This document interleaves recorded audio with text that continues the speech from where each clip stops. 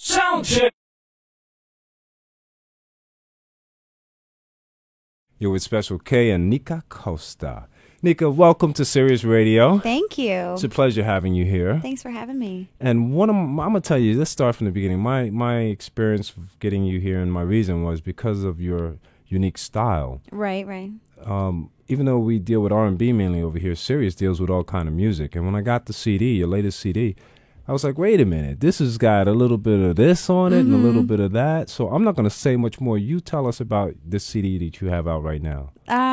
Well, basically, the diversity, I suppose, comes from, my philosophy that that I don't think that audiences are one-dimensional. I don't think people are one-dimensional. I think that, I like listening to artists that have all different styles on their records, and it's just more refreshing. Like when you go through 5 songs on an album and they don't all sound the same, it's like more interesting, and it can kind of cater to your different mood swings or your different personalities that you have. Well, do you find it hard when you're trying to get that album across to traditional radio? I don't find it hard. I'm sure it poses a challenge to the record companies, but it has been done before, so I didn't let it kind of stand in my way. I didn't want to make a genre-specific record because I just didn't want to make that kind of record and let them deal with the problem of trying to market it, I just want to make something I liked. So, I think it does pose a challenge, but, I think that also cultures are blending together, and hip hop kids like rock kids like hip hop, and so I don't think it has to be so boxed in anymore. I think it just has to be good music, right? Yeah, it's like good or bad. Like right. That's the boxes I kind of like have. So well, I'm not going to throw your birth year out there, but you were born. Your real name is Domenica. Mm-hmm. Wow, pretty name. It means Sunday, correct? Yep, in Italian. Yeah. Are you Italian? Yeah. Parli italiano? Un poco. Anch'io. No, and you? Is that what you said? I no, can understand it kind of, but speak. I can't speak it very well. How did you learn Italian? Well, I was just traveling there all the time when I was little, when I had my records out over there, so. That takes me right to my next question. Yeah. You started this, how old were you? How old were you when you started? Well, I did my first single when I was 5, and then I did an album when I was 8, and that was released all over Europe, South America, and Israel as well, and then another one when I was 10, the follow-up, and then I just stopped for a while and kind of hung out, went to school, acted like a normal kid or whatever. Now, it's funny, I guess, I don't know, you answered the question for me. Could the reason be that you started so young was because of your father's business and music? Well, I was always around it, and I guess, the opportunity was presented because my dad was in the business, because he was doing a show in Milan, and then there was time left over, so he kind of called me up and said, this is my daughter, she's going to sing a song for you. So I sang, and they just kind of wigged out and were like, oh, she has to do a record, so it kind of took all of us on this roller coaster, my family as well, because it kind of just blew up and was this insane kind of surreal thing that kind of went on for a few years. So, man, yeah, and you've had records that have done very well overseas, and this is like what, the first one? It's going to be released in the U.S. This is my American debut, so it's kind of really exciting for me because I'm really happy with and proud of this record. So I'm glad that this one is the one that's kind of the first representation of me as an artist here. Now, do you think you'd ever let them release, or would you ever release the ones of you when you were younger? Oh, I'm sure that someone's going to release them, Artists don't really have that much control over their older works, so I'm sure they'll creep out of the cracks, But that's cool. It's like it's all part of, my evolution as a singer, and obviously you don't have that much creative control as a kid, and you don't really know what you want to do as a kid either, so you just kind of go with the flow. So, right. But it was a really nice time to work with my dad and stuff like that, so. Now, you're right here in the center of Broadway. Mm-hmm. As a child, you did a song, Tomorrow, and maybe from the Broadway show Annie. Yeah. You ever think of doing Broadway? I haven't really thought about it. I'd like to experience it though. I'd like to experience having that kind of sense of a team, like a whole kind of cast that becomes like a family, because I've always only been a solo artist, and it's kind of such a different headspace. But I just, honestly, I can't wrap my head around singing in that way. That very, like, dramatic, like, enunciated way. I don't know. I don't know if I could, wrap my head around that. So I'm laughing because Toni Braxton said the same thing in her really? interview. She was like, she had to learn to sing all over again. Oh, for yeah. Broadway. I mean, it's a whole nother way of kind of pronouncing, it's all very nice. It's like, this whole kind of old school thing. Well, maybe we'll do like a hip hop play. Yeah. Something a bit more current. Oh man! Now you've been on you've been spotlighted a few places, like what, the Tommy Hilfiger thing you did. Yeah, tell us about that. That was actually just, I think it was before Christmas, and basically Mark Ronson, one of my producers, had done some tracks for Tommy ads before, and he was also going to be in this commercial, and so Dominic Trenier, my label, and Mark were like, because they wanted Mark to do a track for this ad, and he was like, well, I just got finished producing this girl, Nika Costa. Do you want to hear, maybe there's a song that's, that she's got that you'd like? So they heard Like a Feather, and they really liked it. Andy and Tommy, and they all passed it around, and Paul Hunter, who directed the commercial, all passed it around and just dug it. So so that was, really cool. And then I was kind of like, I don't know if I want to be a jingle before my record's out, I was like, what if it's cheesy? And, I was kind of worried. But they assured me, that it'd be sexy and, a cool kind of vibe of a commercial. It's not just some, blonde girl rolling around in the grass or whatever. So I was kind of cool with it. And then in the end, it turned out really well. Yeah, it was a nice commercial. When I saw it, I was like, whoa, kind of caught my attention. At first, I got the little snippet tape, and I said, okay, I got a commercial on this. And then I realized it was your song. Yeah. Oh, okay. And the weird thing is that so many people recognize the song from that commercial. And that tripped me out because I didn't think anyone listened to commercials anymore. So it's really, yeah. But it's also funny because when I talk to kids, they remember commercials. They'll remember, the jeans that they had on, the shoes that they had on. Right, yeah. And then that song, Yeah. I'm stuck on Band-Aids because Band-Aids stuck right, on right, me. Exactly. That type of thing, Exactly. Sometimes you feel like a nut. all the time. Anyway, you also did MTV. Yeah, I did You Hear It First. Yeah, that was a trip. That was just like, that's when I was kind of like, oh, shit, this is really coming out over here, because I watch MTV and I grew up on MTV, right. And it's kind of, it's always really so exciting when your stuff is coming out in your, in your own country. Right? Yeah, in your backyard, exactly. So that was kind of cool. See, I prefer if the stuff comes out overseas, so I don't have to worry about it. Yeah. I think as a kid, it was great for me to have it be, going on over there and be able to come back here and be totally normal and anonymous. And I think that was really healthy. But yeah, I can imagine. Yeah. The first time I actually caught a glimpse of you performing was on what's the name show? Chris Rock show, yeah. And I said, she's got some energy. Yeah. You were working. I was like, wait a minute. Well, we wanted to make it a bit spectacular, I was like, wait a minute. We got to get her over here and get her to party with us or something. Sure, who is she? Go get her. And now I'm all mellow today. I'm like, hey, how are you? Yeah, we wanted to make it a big deal because it was his last show ever. Right. And, you got to kind of do something a bit special. So. Now, did he reach out for you for that, or did your people contact his people? The funny thing is that he'd heard the song through mutual friends months ago and wanted us on the show, but I didn't have a band yet. I was still mixing. And then I met him at a party, like a week before the show, or 2 weeks before the show. Met him at a party, and they were like, oh, this is Nika, this is the girl, da-da-da. And he was like, oh, what's up? And he's like, you got to be on my show. You got to be on the last show. I'm gonna bump, I think he moved Jay-Z to be, like, oh God, are you sure? I don't want to make enemies of Jay-Z. So Jay-Z went on the week before, and I went on, and nobody knew who I was or knew the song or knew anything, and was just like, That's what I like about Chris, because when he sees talent or he hears it, he'll go get it. He recognizes. He don't care. Didn't care. That's no, right. I mean, it was awesome. And since we've seen each other a few times in L.A., and he's just the nicest, coolest cat.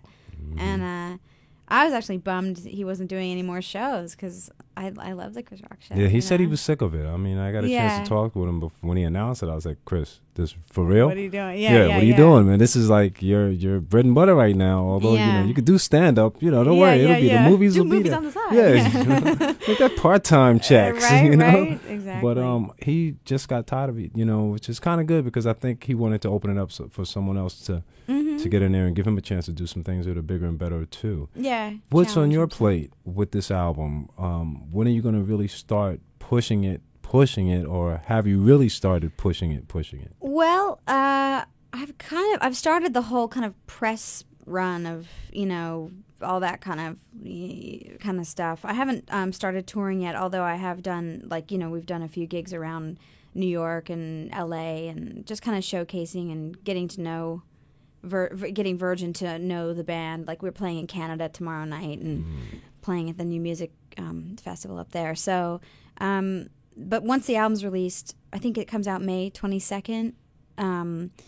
Then we're going to go on major tour, and so that to me is like the real. That's when you really That's start. the real kind of sell. Now, is this going to be like a big presentation as far as a tour, or is it a tour that you guys are doing as individuals? Or you trying It to get depends. On It depends on.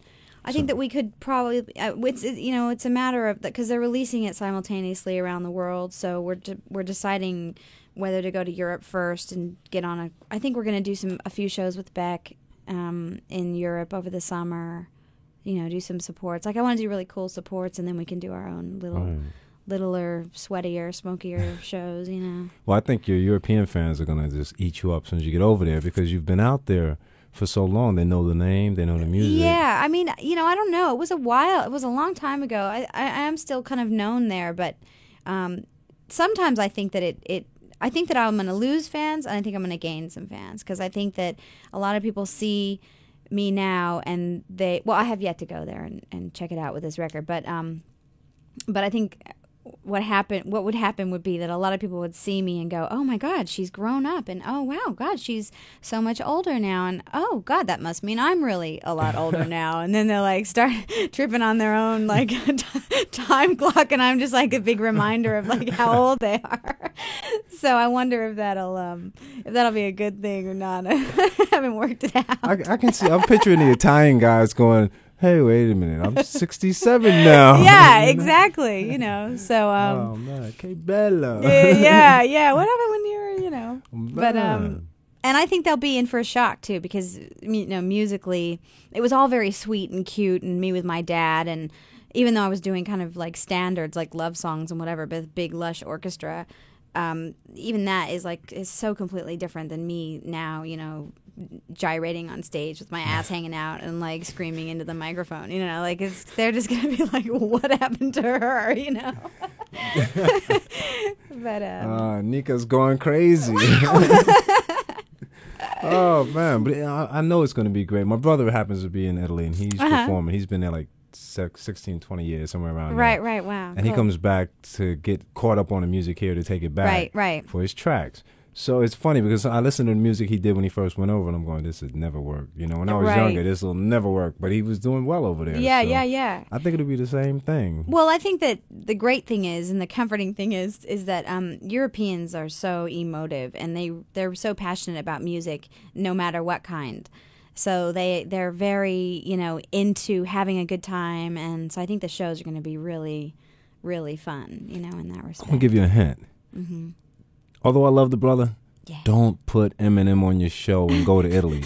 I was just told they can't stand him over there. Really? So heads up, okay? Thank you. Heads up on that one. I love the brother. I don't think I'll be making those calls for a long time anyway, so. Oh, man. Now, how much writing did you do on this album? Actually, incidentally, the CD is entitled Like a Feather, correct? The single is Like a Feather. Right. The album's Everybody Got Their Something. Okay, I'm sorry. Yeah. I want to make sure we know so they know what to go look for. Yeah. I write all my lyrics, and I wrote about 70% of the music, and I'm really super involved with the production. I'm there every day, all day, checking it out and stuff. So. Did you pick that up from your father? I mean, from hanging around him in the studio or anything? I don't know. I mean, maybe like it's a kind of a natural place feel, for me right. to be. But I've also just been doing it myself for so long that that maybe it comes from that too, or I don't know. But I definitely. I've lost track of my thought. Yeah, I don't know. Okay, let's keep talking about your writing. Yeah, there was a okay. song, So Glad I Have You. You co-wrote that with your mom? Is that true? So Glad I Have You. Yeah. Oh. Long time ago. When I was little, yeah. How I guess. old were you? Like what, 6? I was like 9. 9 when you started? Wow. Yeah. We were just, writing. I think it was a song about my teddy bear or something or other. So, okay. I thought it might have been one of those puffy things where everything's written, you come in and you go, and take some publishing. No, man. we would always like wordplay and stuff. So you've been across the country, and I guess that has helped you in building your own musical style. Do you reflect on any of that, whether it's consciously or subconsciously when you're writing? Being in America across the country? International. Being international. Well, yeah, I think I've been influenced by, like, I lived in Australia for 5 years, and I was definitely, the album that I made there, it was definitely reflective of being there and being really submersed in the kind of blues and rock and kind of pub scene that's there and so massive over there. I was doing stuff like, I just wanted to be like the female Black Crowes, you know. So, I did a record like that, but I think that most of my influences still, and even especially for this new record, I think really come from when I started buying my own records when I was like 15. Started really getting into what I actually liked, what I wanted to go to the store and buy, not something my brother was listening to because he was older, or which was all the old soul stuff, like what Prince and Stevie Wonder and Chaka Khan and Aretha Franklin, Donny Hathaway, like all these kind of soul stuff. So that's what I was really like, oh God, I wish I could sing like that, like that's because it gave me such a great feeling to listen to it. And it was like I would learn every harmony on Songs in the Key of Life and like dissect them all and try to like figure it all out. And so that's where my passion really lied. And I guess you carry all influences that you have throughout your whole life with you, and it just kind of manifests in you, and then you write songs that have a little bit of everything.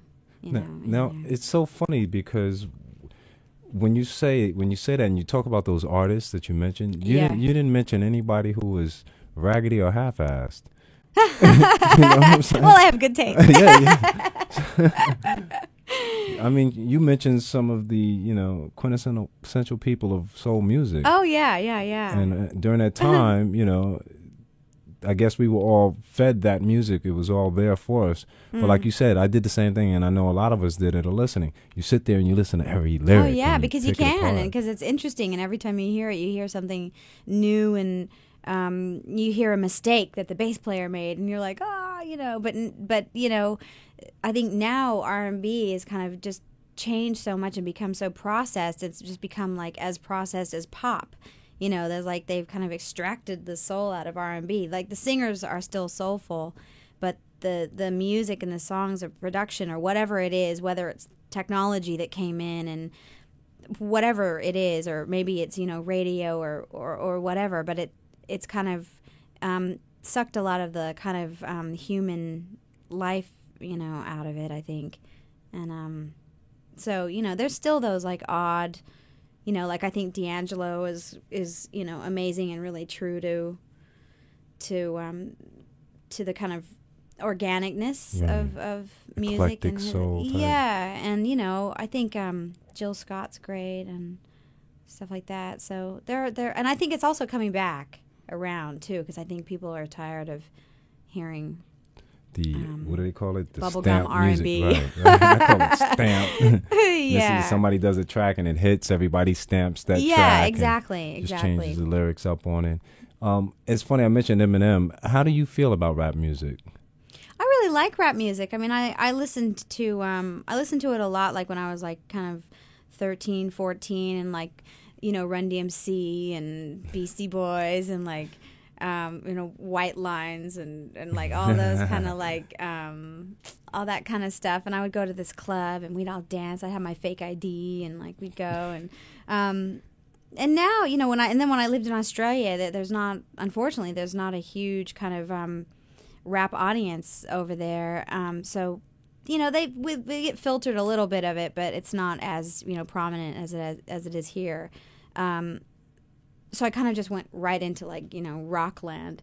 And then coming back here and living in New York for a year and kind of working with Mark and just being submersed in it again, it's like, it's really cool. Like, I love Mystical. I love that, you know, Shake Your Ass. What do you like about you like the song? Yeah, well, I just like, I mean, I just think like he's so dirty and nasty, but I love it. He's like James Brown or some shit, you know. It's like, it's cool. I mean, I just thought it was so different when it came out. Like, his style was totally different. And I really love Outkast. Like, they're really taking it somewhere else, which is so interesting and cool. And it's not just about the rings and the money and the booty and the whatever, but it's like, it's really super musical and yeah. So you know, it's funny you mention that because I lived in Louisiana and I lived in the southern areas for a while.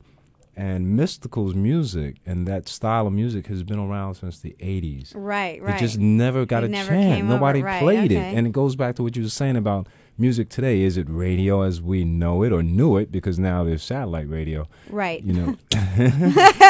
Good plug. We're changing everything. Which is excellent. We're changing everything. But no, for real. And then groups like Outkast. But it needs a change. It has to, because like, you know, it's just it's gotten so predictable and so generic and, you know, so kind of one-minded. Right. And it was something else you said that really bothers me, and not you bothering me, but something you said that touches a nerve with me with artists. And I don't even have to ask you the question. Sometimes I ask an artist this, and the question basically is, when you go into a studio, do you write a record that you feel, or do you write a record that you know is going to be played on the radio? Right.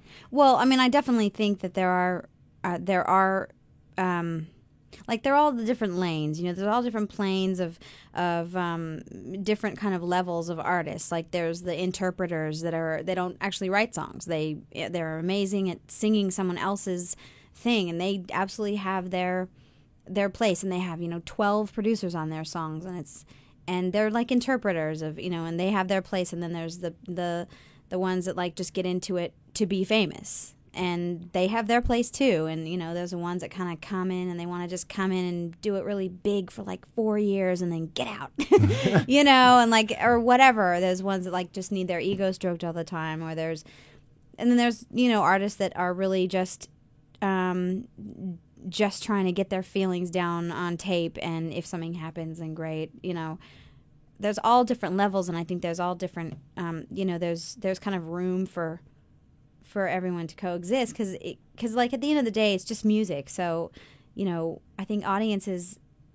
deserve to have an array of different stuff to choose from, like whatever makes them feel good at the end of the day. If you want to listen to someone that's like, you know, if you want to listen to Bubblegum Pop, if that makes you feel good, like, go you know, for it, please, right. by all means. You know what I mean? Wait till I get out the it's car. It's all good, right? Just roll up your window. Oh man, okay. If you and I, Nika, were traveling right now from New York to LA, what would we? You're driving. Yeah. Your car. Yeah. Beautiful day. What would we listen to? Oh. After we've heard your album like 8 times. No, we wouldn't. We wouldn't, because I've heard it so many times. I would, because I would ask you questions about it. I'd be like, oh, what the hell were you thinking about now? Right. Well, I've got Outkast in my car. I think that would be fun. I've got like I don't know if I'm going to say her name right. Cesar Pravoria or some. I think she's Cuban. She's like this big Cuban lady. She had an amazing record out like a couple of years ago. I can't remember her name. It's terrible. Oh, we'll get with Gabe. He'll tell us. Yeah. Radiohead. Oh, okay. Jeff Buckley. Okay. I really like a lot of English music, like Richard Ashcroft, The Verve, like that kind of stuff. And then, you know, of course, I'd have to bring, you know, at least one Stevie CD and a Prince CD, and just to like sing along. Well, okay, what's your favorite Prince song? Oh God! Oh my God! My favorite Prince song. Oh, well, Dorothy Parker's amazing, and Sometimes It Snows in April's awesome, and Condition of the Heart is amazing, and he's, you can just ramble on. I think he's one of the most underrated singers, out there. Like, For his obviously, talent, though. obviously people know that he's talented, he's a multi-instrumentalist, he's a musical genius, blah, blah, blah, but he's like an insane singer. His range is like retarded. I mean, it's incredible what he does with his And he's his so voice. little. Amazing. We You saw know, him in he's Miami. just a little He's guy. just running around the stage, but didn't miss a beat. Right? Did Oh, no, not. he's... Doesn't miss a beat. No, he's hardcore. And when it comes to business, he handles his business. Right. Which takes me to the internet. I know he's doing his things on the internet, but it seems like a lot of your music is being found via the internet. Did you know that? Well, I guess so. Yeah, I haven't really decided to kind of look into it really, because I don't want to get mad about it and then kind of be helpless. I just think the internet is just huge, untapped kind of place. And I don't know, like, as far as, like, somebody asked me today, what do I think about Napster, and what do I think about, if somebody went on to Napster and got some tracks of everybody got their something on the net, would I be mad? And I'm kind of like, well, I don't think it's right if it's kind of our livelihood. Right. It's like our work. So I don't think it's right to kind of just, kind of be kind of stealing it or whatever, and getting it in that way. But at the same time, I also think that if some kid gets it off the net and plays it to 4 of his friends, then they go out and buy it because they want to see the artwork, read the lyrics, and be able to hold it and like see, the actual thing. Then it's kind of maybe good. It's kind of like a cool domino effect, hopefully. I'm trying to think positively about it, because Well, I mean, I don't really know what there is that I can do about it, as Well, do like Prince does. He goes right after him. Yeah, well, but that would take time and dollars. and- I wonder if he just sits there. He's got some kind of I'm sure he has a device whole hooked up to building him with a pager full when of somebody people. downloads. You know, I don't know. You know? But I have to agree with you. Being a technological person, I see benefits to the technology of Napster, and I see it for more than musicians. If they were to take the concept of Napster and adopt it for doctors, then I would appreciate it. Whereas if I'm traveling down in Philadelphia somewhere and I get hit by a car, Right. they can download my medical record, through a secure line. But, With your okay. Yeah, with my okay. I put it out there. Right, If something right. happens, Right. my okay. But in that instance, I see it. Or But that's not your livelihood. That's not no, how you well, make- that's what I mean. Right, That's right. that's what I mean. It's not That's how where I you're can earning see your living, so to right. speak. They're saving my life. But Yeah. in cases like that, I can see the benefit of the internet. I know that when you and I go in the studio and we write down on something, that's our love and our passion. And for some people, they won't care because, like you mentioned earlier, some people do it for the love of it, and some people do it because it's a business and it's their livelihood. Yeah. The marketing and promotions, I can see it for unsigned talent. Yeah, exactly. I think it's a great platform for people who aren't signed and who want to be heard, and it's an amazing, there's so much music out there, it's an amazing way to kind of get your thing across. But it is, it's like, how do you please both sides? Right. It's a really hard issue. I saw a debate with the guy from Metallica who was like, and I think it was Chuck D. Chuck D, very good friend of mine. Yeah. Very good friend of mine. And they Same both thing. had very valid points, and they were absolutely on opposite sides. And so it's really, and I hate sitting on the fence about it because I really want to have a strong opinion about it, but I just can't. I can really see both sides. I can't kind of. I don't know. I'll put it to you like this. I guarantee you the day after your CD hits stores, that there will be somebody on the street selling your CD. Because just as they download it, they can buy it and burn it to a CD now. Yeah.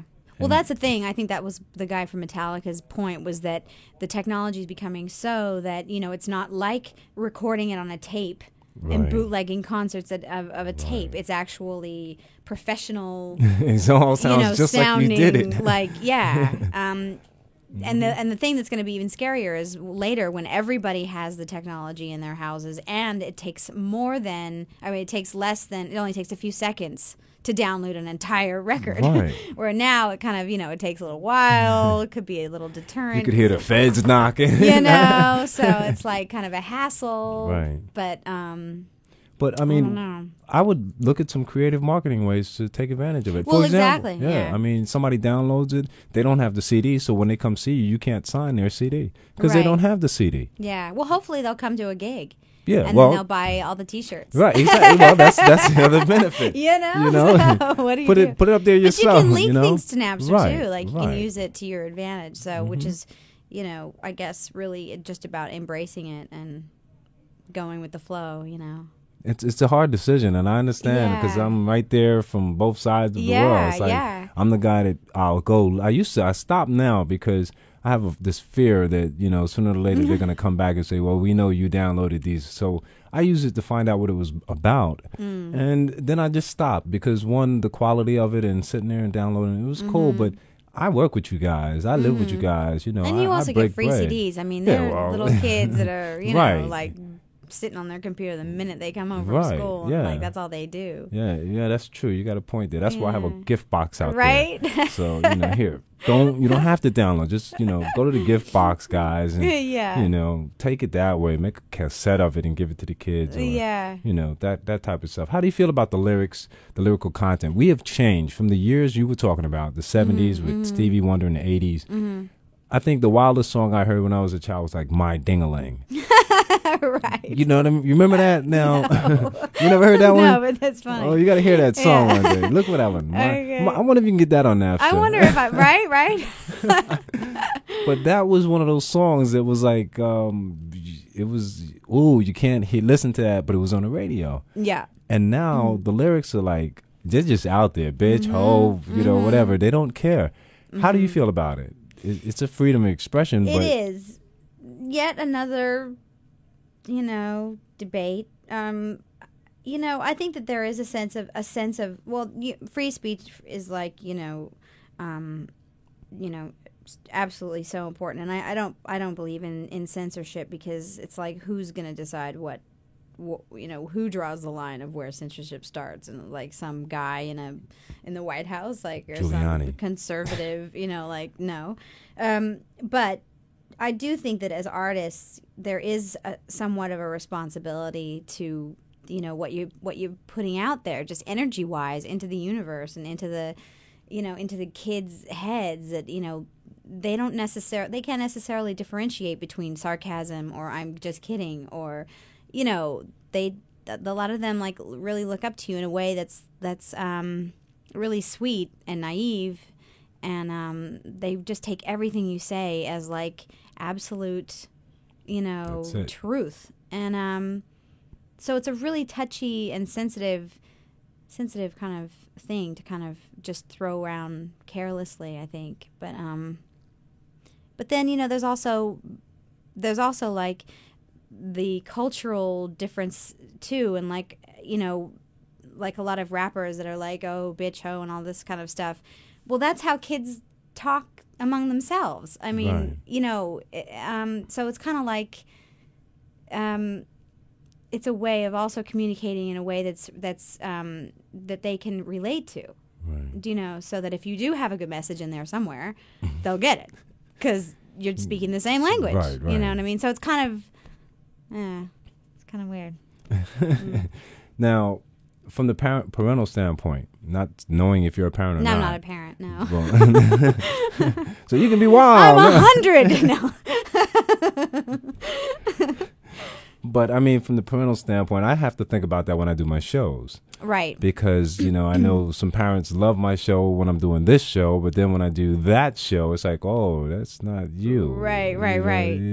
Can't let the kids hear that show. So Yeah. I try to keep that in mind when I'm doing my shows. It's like I have two different audiences, as you said, the ones that want to hear me use those words, and I try to educate them by using different words.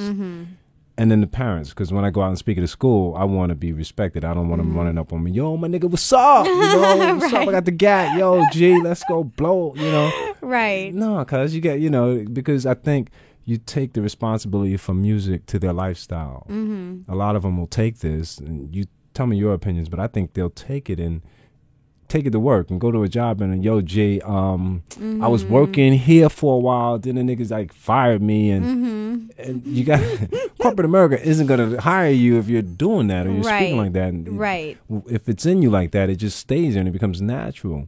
So I think there's got to be a time and a place and a way that you have to separate that, because I know Nika But Costa, how do kids know when that is? Like, where do they learn that?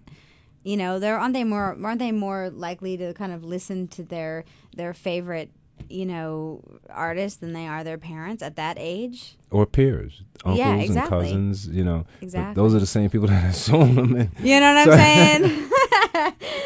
Here, let me do that for you. You know? I'll manage you. Right, exactly. Oh, speaking of which, family management and groups, please, because I know I got a lot of people out there want to be musicians and artists and all of that, and want to be their brother's manager. Yeah. Your family has been in this business a while. You've been in it a while. You've been handling your own stuff for a while. Speak out. You think it's good, bad? I think that it can be good if they absolutely know what they're doing. I don't think that just because they're your relation means that they know how to manage you.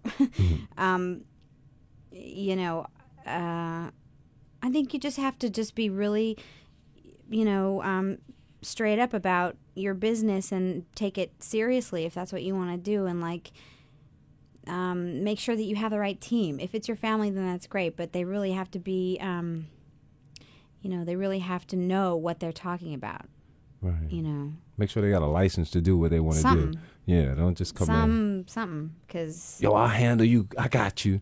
You know what I mean? Which I'm sure that they do, and I'm sure that their intentions can be good, and I'm sure that I know that it does work out a lot of times, but it doesn't mean that they know what they're doing. It's not like a given, you know. You know, and then you're both screwed. Yeah, I was gonna say you're broke. Your stuff is all downloaded on Napster. Yo, I try to help you out. We're tight, you know. Great. We both broke now. Right. We share this. Oh man, if you had a chance to do anything over in your life, what would it be? I'd probably be just slightly more interested in school.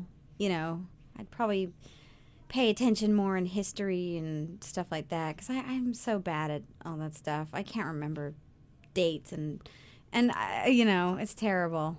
Current events. Oof, I'm trying to read the paper now every day, but it's like it sounds terrible, but it's true. It's just like you know. So yeah, I would. So if you don't read the paper, Nika. No, I am now. I'm reading the paper every day, and I'm trying to, you know, retain. I'm trying to retain the information. Oh, it's a retention problem. You know, it is. I have, what is it, attention deficit disorder when I pick up a paper. But you don't forget when you're singing. No. No. So the craziest thing that's happened to you in your life, what was it that you can think of that you care to share? The craziest thing? Well, I mean, I guess the obviously craziest thing that's happened to me was, you know, when I had records out and they were massive and I couldn't walk down the street and I was a kid and it was all crazy. That was very crazy and surreal. Yeah. I can't think of like one kind of kooky kind of incident that I know obviously crazy things have happened, but I just can't remember them right now. Let's go to the videotape.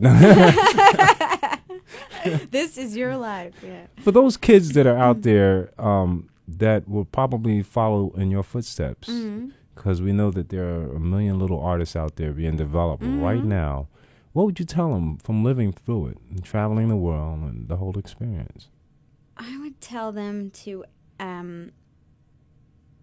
not, like, if they're really young, I would tell them to not worry about what your parents will think if you don't want to work as hard as they think you should be, or if you want to just play that day, or I would say try to be as true to your gut as you can. And always, really, it doesn't really matter how old you are. But I think kids take on the sense of responsibility that they're like carrying their parents' aspirations or expectations, and I think it can kind of dilute their own sense of what they actually want for themselves. Sometimes it's hard as a kid to like really know what you want because you're like, oh, but I know that, you know. Daddy and mommy know best. So yeah, they want me to- and it's, you know, it's a really kind of fine line, you know, because oftentimes they do. But you know, if you don't ever feel totally fine with something, to, you know, to speak up about it. That's like the guy out now, Little Bow Wow. Mm-hmm. Him and Sammy, AZ. I've watched him grow. These little boys grow up, immature, who are now IMX. Right. You know, I watched him grow up, and Little Bow Wow was like, no, he'd never been anywhere near my daughter. Right. You know, because he's like so little now, and they've got him in this state of mind. When does he get to play and be a little kid? Right. Yeah. And when he goes to school, he can't go to school and be himself. He's always Yeah. going to be Little Bow Wow. Right. You know, and It's really weird. the day one of his records doesn't sell, you know how kids Absolutely. can be. Yeah. Oh, absolutely. You It's know? really, really heavy, actually. And I don't think I would I don't know. I mean, I wouldn't want to stomp out absolutely not want to stomp out my kids' creativity if they wanted to do anything in the arts or whatever. But I definitely wouldn't push them into, I wouldn't be getting them an agent until they were out of school, because, you know, you can go be in drama class, you can do extracurricular stuff to like hone your craft, but you don't need to be doing it in front of, you know, with all that pressure, because it's like it's you know, like the Benet Ramsey, that little girl, like, oh my God, you know, it's just terrible. Yeah. You know, they have to like smile and be pretty and be sweet, and I'm sure they just want to roll around in the mud sometimes. Right. So That's when It's mom and dad pull their hair out. Oh my God. you know, it's just it's really hard. And I'm sure there's parents too that aren't, like my parents weren't pushing me into anything. They would always ask me, you know, are you sure you want to do this? And I'd be like, yeah, I want to sing, da-da-da. But, you know, in retrospect, I think you do feel the responsibility that if you say, I don't want to sing today, the like reaction that you might get is like scary to a kid, you know. Okay, well, you Or won't what sing you think tomorrow. you might get. Yeah, or whatever it is. You know, it's just, you feel the weight of the responsibility. So, Wow. it's a hard one. Well, you know, what's great about it is the ability, like I said, when they told me I had the opportunity to have you as a guest and sit and talk with you, and I listened to the album and I took the tape home and I did a little research and found out about this guy on the web, just like your number Yes. one fan. Yeah. You know, I was gonna write him and say, hey, you should come up here today. Oh God! Woo! I would have had a family emergency. But I figured, he knows enough about you. You know what I'm saying? I'm sure he's harmless. But I thought about that, and I said, I wanted to get you up here because you were eclectic. You grew up in this industry, and you know what it's like. You've had the highs and the downs, so to speak, in your personal and professional, and now you're going out there and doing it again. Back for more torture. No, it's not torture. It's an amazing gift, and it's an amazing way to live. And you know, I absolutely love singing. I love making music. It's like it makes me really super happy when I'm being, you know, creative and on stage, and hopefully that kind of bleeds out onto everyone else, which is actually, you know, makes me feel really good. And that's kind of what I want to get across, is that, you know, me and the band have so much fun on stage, and I just want it to kind of bleed out. And so everyone in the room, you know, feels some sense of joy or empowerment or something. Everybody's partying, actually, You know from what what I I mean? saw. I was Yeah. like, wait a minute. Run that back again? Hold it. When is she going to be on the show? You know? Yeah. But no, because you have a lot of energy, and it's all positive. And then when you listen to the album again, maybe it's me. I listen to a lot of different music. Mm-hmm. But when I put it in, I was like, wait, this is the wrong CD. The first thing I thought was like, this is the wrong CD. Yeah. Because I put it you'd on only scan. heard- right. Okay. I don't. Oh, no. The sequence is very important. Oh, I know. Yeah, The first time yeah. I just hit You can't do that with my scan, record. you know? It's too confusing. It was took like- us ages to get that sequence. I was like, wait a minute. Hold it. Yeah. Somebody jerked me from my CD. What is this? And then I pulled it out and I was like, okay, wait, let's start from the beginning. There's got to be a Right, theme or right. message in there. But, okay, tell me about the sequence. Why did you all choose? You tell us the sequence of songs as far as the formats and demographics so they'll understand how diverse you are.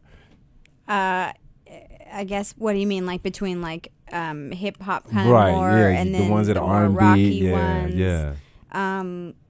Well, yeah, I mean they really are, and there's ballads, and it was difficult for us to sequence it because of that. Because like you might go from something that's really, well, the most kind of hip hop that I would kind of make, I guess, is the most you could play it at a club kind of feeling like a feather, that starts off the record, and then you go straight into something, that's very guitar-y and very melodic and very kind of slower but heavy and more kind of rocky, like So Have I For You. Now, let's talk about Like a Feather. When you wrote that, right? Yeah, me and Justin Stanley, my producer. And what were you thinking?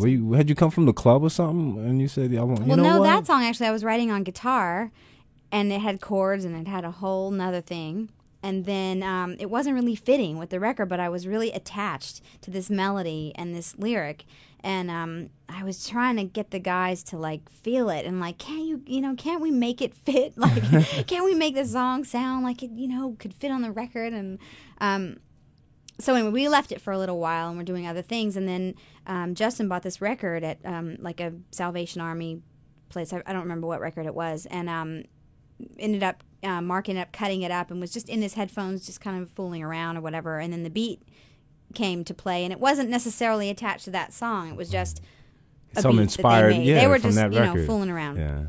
And then they started adding guitars on it, and they started doing this, and then I was like, wait, play that back to me again. So I was like, I'm going to sing my other song over this and see if it works. And it did. It worked really well. And we did that a few times afterwards, too, because I don't really write kind of funky stuff on guitar. Anyway, yeah, so it kind of worked out, and then it was like, oh, yay, so that happened and you really were happy organically, and, So I got my lyrics in there. I got my, I knew I'd get you guys. And they got their, over 90 beats per minute or whatever they're worried about, Oh, make sure it's a club. Oh, but look, it is a Mark club Ronson track, right though. now. That's him. He's calling. He's like, where are you? We got another funky track for you here. Right. Are you guys going to remix that? Are we going to remix? I think we're trying to do a remix, but we haven't gotten around to it yet. I think we will. Man. I think we will, but we're trying to. If you don't send me the acapella, we'll get to writing some tracks for cool. you. Awesome. Get you something else deeper. Yeah. Call Jay-Z and say, yo, you got bumped for it. Right. Oh, no. But that song caught my attention. It's going to do very well for you in the clubs. Cool. Once they start, moving the record like they should. You got another one on there that has a nice R&B flavor. I can't remember the track. Everybody Got Their Something? Right. I like or that Some one Kind of too. Beautiful, both have. Yeah, that's kind of like a real kind of sly, kind of stone. I could hear it when I was like, whoa, here we go. I could hear it. Yeah, well, I love Sly and the Family Stone. How long you been playing guitar now? You just started, didn't you, recently? Well, I mean, after high school, so I guess, 10 years or so. Oh, just 10 years. Yeah, but I'm not. I don't want to hear it. So you got away lucky because I was going to have a guitar brought in here and have you play. See, that would be the end of it all. I can't really sit down and I can only play the songs that I've actually written on guitar. I don't know any other songs. Like I can't solo. I can't. I'm like really basic. It's just a tool to kind of get you started on writing. That's a good idea though. Yeah. Okay, so the album comes out very soon. Mm-hmm. And the tour is going to be put together and everything else. Right. You're living here in New York now. No, I'm living in L.A. Oh, you're. I was here. Now. I was here for a year. And why'd you leave? Oh, I don't want to hear the weather. It's just too cold. It's beautiful outside. Yeah. Well. I want to wear a tank top and thongs. You know what I'm saying? Here we go. All right. I'm spoiled. She said, I'm want like, a tank top. I can't take it. Okay, wait. What beaches will you be found on? Because I got to go out to LA to find you. She said, tank top. I mean, I just, I'm a day person. Right. I think New York is great nightlife. Right. And LA is terrible nightlife, but it's great day life. Yeah, that's a good way to look at it. Because I usually try to compare. People ask me, why do I date people from LA all the time, and why not New York? Because in the daytime I can go out somewhere with them and hear everybody's rushing around. I never thought about it that way. Yeah. I thought about if you had the daytime of LA with the nighttime of New York in one place, it'd be awesome. Europe. right. It's called Exactly. Europe. So now you got mad cow disease, so, you know. 'Cause you know I'm going there and I'm not eating anything but rice. Bringing your own. Oh, man. Well, Nick, I want to thank you for stopping by. Thank you for having me. We're going to definitely help you with this CD because, one, the tracks are good. Thank you. And two, we've got all these channels, so we got a place for you. Right, so when right. everybody else says we don't know what to do, you don't worry about it. We got you covered over Cool, here, cool. okay? Thank You're you going to be very taken much. care of. But any comments you have for the audience, and you tell them where they'll get the record? Everywhere. Just go to the store. Yeah, I mean, you know, it's released on May 22nd, and I'm playing. I'll be playing around. I'm playing. Actually, you should come. I'm playing on April 19th. Here in The New Bowery York. Ballroom. Yeah. I will be there. Yeah, it'd be fun. And do I have to wear a G-string and Yeah. tank top? And thongs. A thong. Oh, yeah, thong. You won't okay. get in otherwise. Thong. Oh, I'll bring Cisco. Criteria. I'm walking with him. He'll no be tumbling problem. in. He'll do some backflips Yeah, in. you know, with a Sprite or whatever it is. Yeah, okay, cool. Give me some water. And I'm here for the show. You do that over there. Right. So the 19th, that's going to be hot, though. Now, do you do the choreography for your show? I actually, the Chris Rock thing was You was just went a wild, didn't you? one-off Yeah. thing. I have a guy that I work with called Lou Barber, and he's from Virginia, and he's like a mic stand like genius. He can do all these tricks. He's like total James Brown man. So I had him kind of, you know, teach me how to, you know, do some stuff and whatever. But yeah, he choreographed the Chris Rock show, and we wanted to do something special because it was his last show. But I don't really kind of do all the choreography on a show because I like to be. I can I tell like to you be just free. like go wild. Not Yeah. wild, but you're expressive. I think that's a better Right. word. Well, I like to be free. I don't like to be hampered down with trying to figure out which foot I need to start on to Right. go over there to do some step. Just Like I go, just need to yeah. sing and, you know, be free. So Well, I look forward to seeing this show, and Cool. everybody out there, you got to check the CD out because we're always trying to educate you on new forms and styles of music. This CD, I guarantee you, will have you bouncing around different channels and different formats, making you pull out different music, and it might make you say, "What the heck is this?" right. But if you pay attention, you're going to hear some good music from somebody who's grown up in this business and has a great album. Cool. Thank you very Anika, much. It's true. Cool. I'm not gonna lie. It's true. If I lie, you'll come get me. They'll be, hey, you said this. Nah. You lie. Right? The little kids will really get me, right? But this is a great picture of your mom and your father, you know, and you especially as a little girl. You look like you're. I wish I could show this to you guys. One day when I have a TV show, I'll be able to do that. But I'm sure it'll be You're sitting here- behind the music, you know. you're sitting here. thing. Yeah, it'll be there. You're sitting here like, hi everybody. I'm smiling because I'm supposed to smile. Take the damn picture. No, it wasn't that bad. I hope I didn't paint it in that way. Nah. It was actually all right. It is. It seems like everybody is real laid back. You look like you had a loving family and everything, which is good, you know. Yeah. Especially in this business. Exactly. Well, I'm gonna end it with that. Cool, Any thank any you. future words for him? Anything? Give you his last chance to shout out to him. No. She's like, no, just I go can't buy the think of record. anything, Right? right? All right. You're a special K, Anika Costa. Cool. Virgin Records, doing a good job. You're getting a lot of great artists, and this is another one. We look forward to more of your music. Thanks so much. You're welcome. Cool. Sound check.